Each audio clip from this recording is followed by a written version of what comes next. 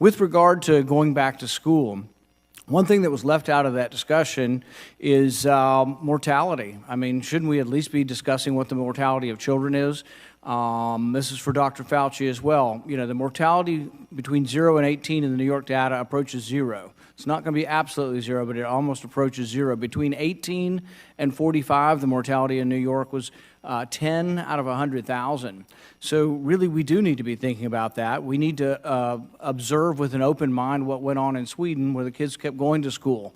The mortality per capita in Sweden is actually less than France, less than Italy, less than Spain, less than Belgium, less than the Netherlands, about the same as Switzerland. But basically, I don't think there's anybody arguing that what happened in Sweden is an unacceptable result. I think people are intrigued by it, and we should be. I don't think any of us are certain when we do all these modelings. There have been more people wrong with modeling than right. We're opening up a lot of economies around the U.S., and I hope that people who are predicting doom and gloom and saying, oh, we can't do this, there's going to be a surge, will admit that they were wrong if there isn't a surge, because I think that's what's going to happen. In rural states, we never really reached any sort of pandemic levels in Kentucky and other states. We have less deaths in Kentucky than we have in an average flu season. It's not to say this isn't deadly, but really outside of New England, we've had a relatively benign course for this virus nationwide.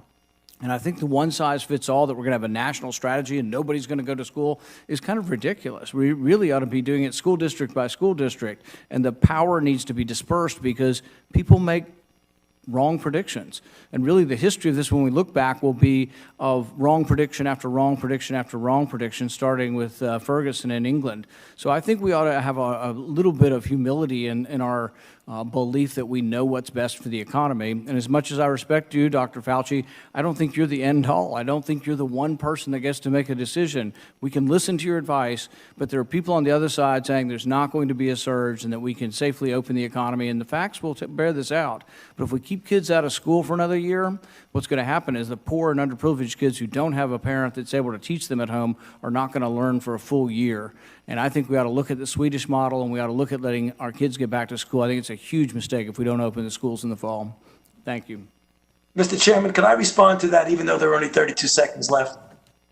Yes, and you might make it clear whether or not you suggested that we shouldn't go back to school in the fall.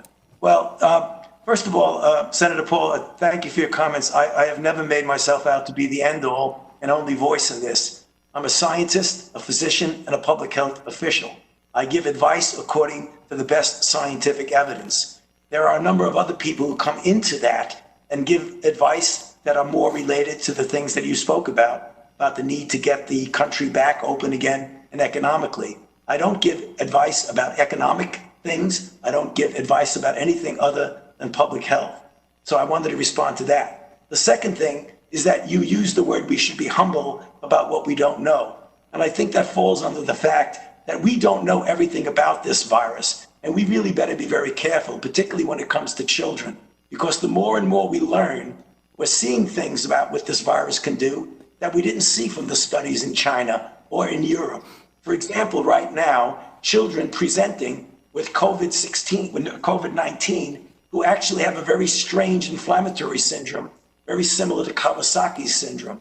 I think we better be careful if we are not cavalier in thinking that children are completely immune to the deleterious effects. So again, you're right in the numbers that children in general do much, much better than adults and the elderly, and particularly those with underlying conditions.